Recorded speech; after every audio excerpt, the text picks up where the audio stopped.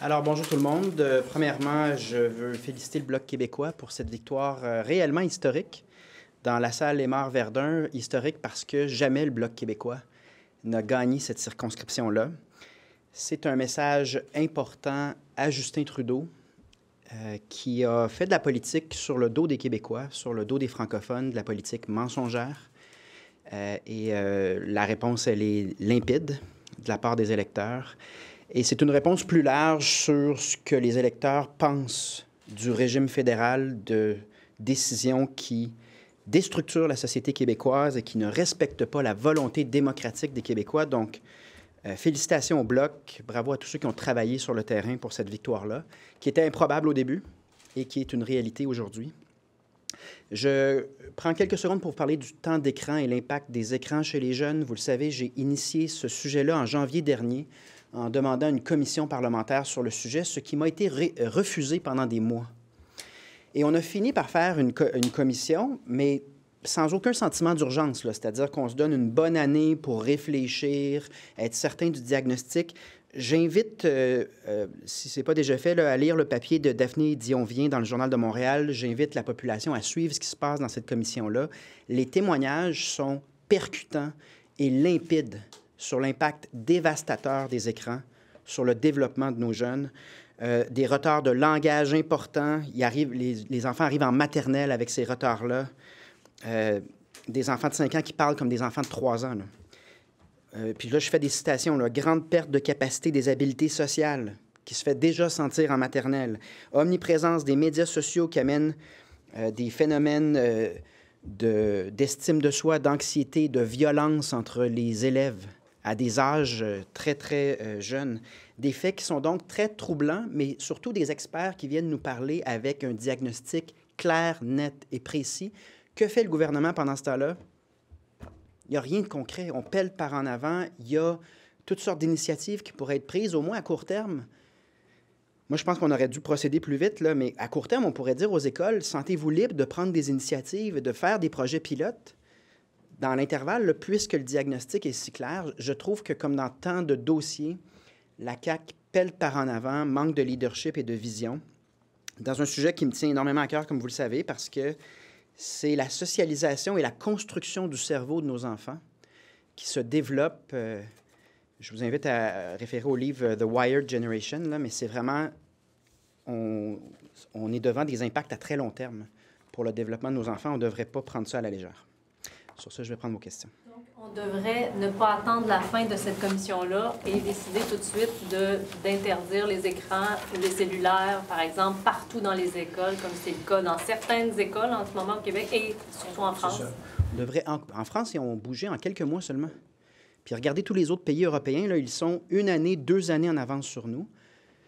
Puis la CAQ s'est donné tout le temps pour réfléchir à la commission, puis ensuite tout le temps pour la commission. Pendant ce temps-là, il ne se passe rien. Je pense qu'on pourrait donner des responsabilités, puis se fier au jugement des institutions scolaires en leur disant « Sentez-vous libre, à la lumière de ce qu'on apprend, d'ajuster l'environnement scolaire pour protéger la santé de nos enfants. » C'est déjà le cas. Ils le sont, libres. Oui, mais il n'y a pas de signal du gouvernement. C'est-à-dire que le gouvernement est dans l'attentisme, alors que moi, si j'étais le gouvernement, je dirais, bien, à la lumière de ce qu'on vient d'entendre, on n'attendra pas. Il va y avoir éventuellement l'élaboration d'une politique nationale, mais dans l'intervalle, on demande aux écoles d'être proactives compte tenu du caractère absolument net et précis de ce qu'on apprend dans la commission en ce moment. Monsieur Berbé, vous les suivez, puis vous êtes même sur le comité. Là. Ils retournent juste après. Ils vont on vous a sorti des écrans pendant un instant, mais les experts, surtout ceux qui travaillent dans le milieu scolaire, disent qu'il ne faut pas faire du mur à mur, il faut éviter d'aller rapidement avec une solution qu'on appliquerait partout, il faut se donner le temps dans chaque milieu, le temps et le pouvoir de réfléchir. La Fédération des centres de services scolaires, tous ceux qui travaillent dans les milieux scolaires disent les syndicats de profs. J'ai entendu les syndicats de professeurs et de mon point de vue, je ne vois pas comment on ne se dotera pas d'une politique nationale basée sur la science et les experts au sens de expertise sur le plan psychosocial du développement de l'enfance. Je ne vois pas comment on va faire une politique qui, dépendamment d'on est où puis dans quel contexte, ne donne pas le même résultat. Ça m'a étonné de la part du milieu scolaire que de ne pas considérer d'abord et avant tout ce que des experts qui ont l'expertise sur le plan du développement de l'enfance nous disent de manière aussi percutante. Là. Donc, à court terme, certes, on encourage l'initiative, mais ça va déboucher sur une politique nationale de la même manière que le tabac, l'alcool ou tout autre... Les enseignants, ce ne sont pas des vrais experts des jeunes? Selon moi, sur le plan de l'impact des écrans sur le développement du cerveau des enfants, on est devant une expertise très, très pointue. On est en train d'entendre ces experts-là, les études se multiplient, et c'est ça qui doit guider une politique québécoise de protection de l'enfance par rapport à la toxicité de ce produit-là. Ça me semble évident. Est-ce que la voix des syndicats et de la Fédération est pertinente dans ce contexte-là, à votre avis? Bien, je veux dire, ils ont le droit de s'exprimer, mais ça me surprend comme prise de position à la lumière de ce qu'on entend en commission.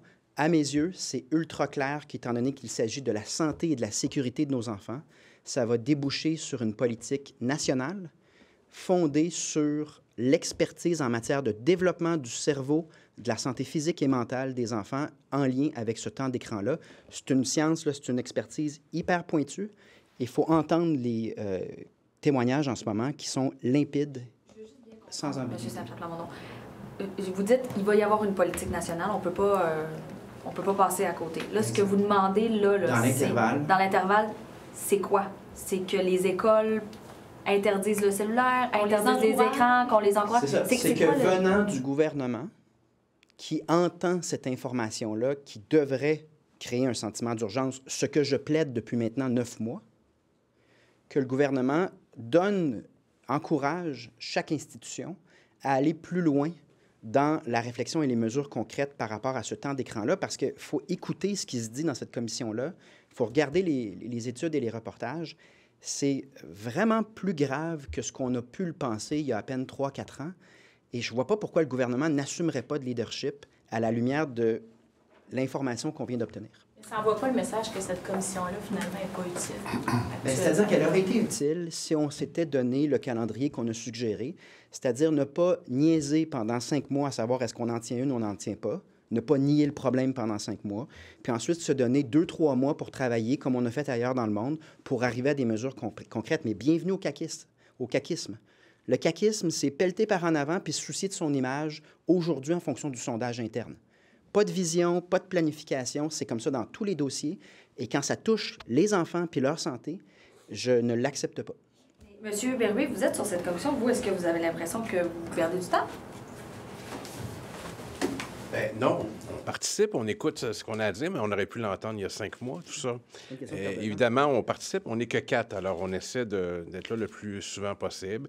Quant aux enseignants, je me souviens quand même d'un sondage l'an dernier qui disait que 9 enseignants sur 10 demandaient le retrait du cellulaire. Ça s'est fait après. Alors, je pense qu'ils sont attentifs à ça. Et ce qu'on entend, c'est inédit. On a 2 chercheurs français ce matin qui nous font une présentation très forte qui nous ébranle beaucoup sur la force que ça représente, le côté addictif des écrans. Donc, il y a aussi le souhait que j'ajouterais à l'intervention du chef du Parti québécois qu'il y a des suites à cette commission. C'est mai pour le dépôt du rapport. Il devrait y avoir des suites, sinon on continue d'accepter une réalité, sachant que c'est nocif. Alors, on va exactement dans le même sens. Mais non, j'apprécie beaucoup. Écoutez, puis ça se passe bien jusqu'à maintenant. On va avoir plus de 20 intervenants. On apprend beaucoup. Monsieur Saint-Pierre-Plamondon, est-ce que c'est ce même sujet? Non, Ben, moi non plus. Ah? Subterfuge. Je vais y aller. Vous avez félicité le Bloc québécois pour sa victoire. On sait que les élections fédérales pourraient arriver très rapidement, surtout que les libéraux ont perdu hier. Est-ce que vous allez faire un appel à voter pour le Bloc québécois? Oui, clairement. À mes yeux, le Canada est brisé. Puis on peut blâmer évidemment le gouvernement Trudeau parce que c'est un bilan épouvantable sur le plan de l'immigration, de la langue française, mais aussi des finances publiques, détérioration à plusieurs niveaux au terme de ces mandats-là. Mais regardez ce qui arrive avec Pierre Poilievre. Regardez les déclarations qu'il a faites ce week-end sur la taxe carbone. Il faut se pencher sur ces engagements en matière d'énergie fossile. C'est la même chose que le gouvernement Trudeau. Du point de vue du Québec, est-ce qu'on obtient le mandat, les pouvoirs en immigration? Il n'y a rien. C'est la même chose sur la contestation de la laïcité, c'est la même chose sur les transferts en santé qui ne seront pas plus élevés. Il faut voir que c'est un régime, le Canada est un régime brisé. De l'avis des Canadiens eux-mêmes, le 2/3 pensent que Canada is broken. Fait que c'est terrible comme bilan, Justin Trudeau, mais on ne peut pas s'attendre à mieux avec Pierre Poilievre. Et donc, si on est logique, il faut sortir de là et se bâtir quelque chose en fonction de nos intérêts, nos décisions. Ça s'appelle un pays. Mais le Bloc ne prendra pas le pouvoir, là. Le Bloc ne prendra pas le pouvoir. Non, donc, sauf que... c'est sûr que voter Bloc, est-ce que ça ne sert pas M. Poilievre? Le Bloc permet au Québec de se faire entendre et permet aux indépendantistes de se faire entendre. Et hier, ils se sont fait entendre contre toute attente. Est-ce que justement, bon, vous êtes quand même en tête dans les sondages, il y a l'élection fédérale qui s'en vient. Est-ce que vous allez envoyer un message ou est-ce que c'est votre souhait de, par exemple, de ne pas prendre des candidats ou d'anciens députés bloquistes pour la prochaine élection parce que peut-être qu'il y en a qui vont lever la main pour rejoindre vos rangs plutôt que de rester à Ottawa? Est-ce que vous allez avoir une certaine directive par rapport à ça pour ne pas fragiliser le Bloc, par exemple? Il y a, dans les relations entre le Parti québécois et le Bloc, il y a vraiment une excellente relation entre les deux chefs, de sorte que si jamais il y a lieu, on va discuter en fonction de nos intérêts respectifs, mais non, il n'y a pas de directive. Puis on a des... Vous n'excluez pas d'emblée les candidats bloquistes. Oui, mais en même temps, je n'exclus pas les bloquistes, sauf qu'il n'y a rien que je ferai jamais sans passer par Yves-François, et vice-versa, puis la relation est excellente. Mais dans la mesure où le vote d'opposition à Justin Trudeau ne vous concerne pas, est-ce que la victoire du Bloc, ça reste une bonne nouvelle pour le PQ? Ben oui, parce que c'est une victoire des indépendantistes contre toute attente, ce qui n'est pas sans faire penser à Jean Talon, c'est-à-dire des comtés qui n'ont jamais été gagnés par les Bleus et qui le sont. Donc, c'est pas une mauvaise chose. Imputer la victoire à un vote d'opposition à Justin Trudeau, c'est pas la même chose qu'un vote souverainiste, ça, non? Bien, si les souverainistes constituent cette opposition, oui, c'est un vote souverainiste. Plus à l'aise avec un gouvernement fédéral de Justin Trudeau, libéral, ou des conservateurs de M. Poilievre? J'ai un malaise profond avec les deux, parce qu'on va perdre dans les deux cas. C'est un gouvernement, un régime hostile aux intérêts du Québec. Et dans mon évolution comme chef du Parti québécois, des fois, j'ai l'impression que je découvre que le peuple québécois a ce côté très généreux, très sympathique. Puis des fois, on a de la misère au Québec à accepter que peut-être un régime nous est hostile. C'est pour ça que des fois, je reviens avec l'histoire du Québec, les déportations, les pendaisons, ça crée des gros émois. Mais il faut voir à quel point... Écoutez Trudeau à CJAD, là, c'est hostile au Québec.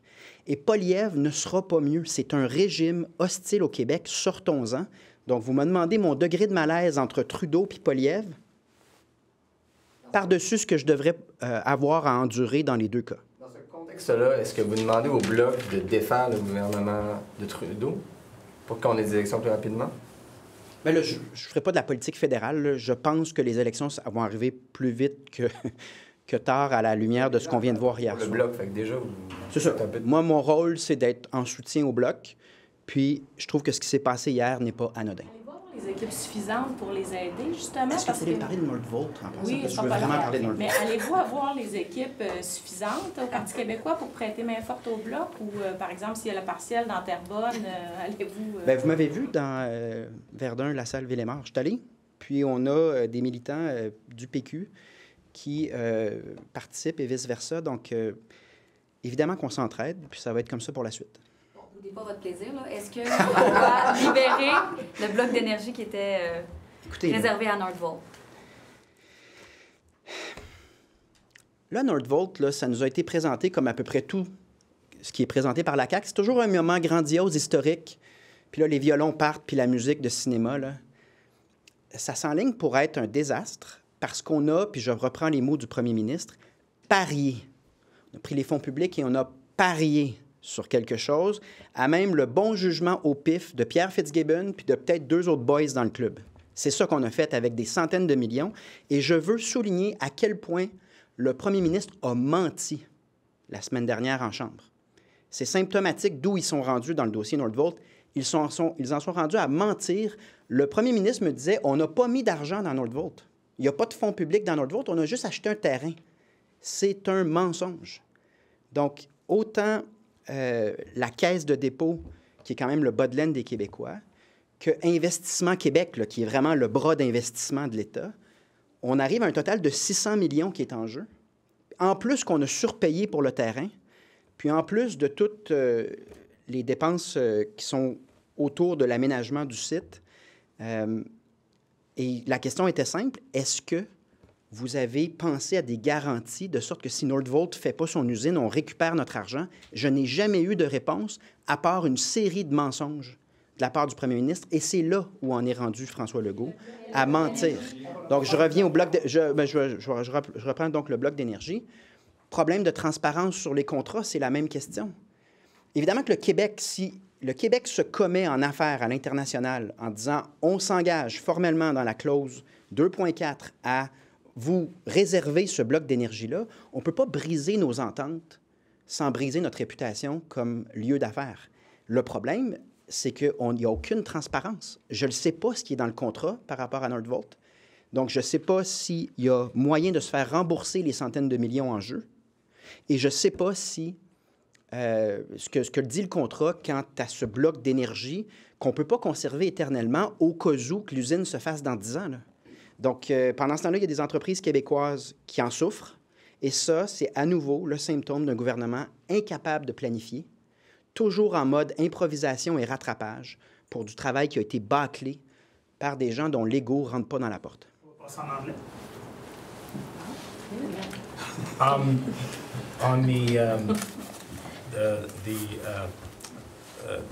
Trudeau's remarks about, do you think it was just an action of a desperate man trying to get the Anglo vote out in that riding at the last minute, or you use the words, you say it's hostile, he's hostile towards Quebec, but isn't it more like an operation to get wasn't it more an operation, even though they lost, to try and get the vote out? Do you think it was... Well, it's both at the same time. So you're right, you're correct to say it's obviously desperate, but it's obviously a lie that will hinder the social climate in Montreal for no reason except desperation. Who wants that person as a prime minister? What the hell is that? So you're correct, but yet it tells you the true nature of that government when under pressure. They don't hesitate to do such kind of disinformation, and it tells you who they are.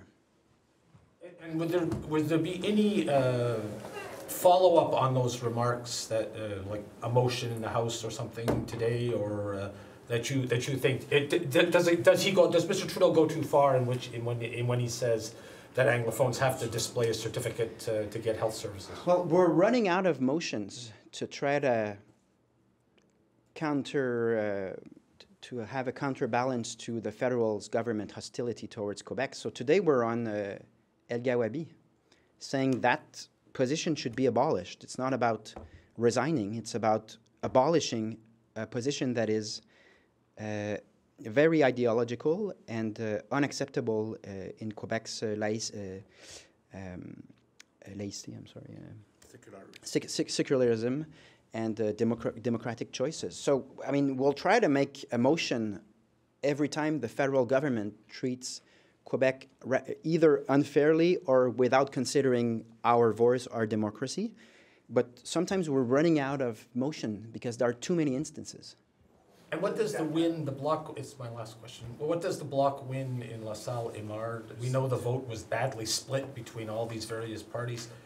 So what makes you to say that it's a great victory for sovereignists, given the nature of the vote that it was?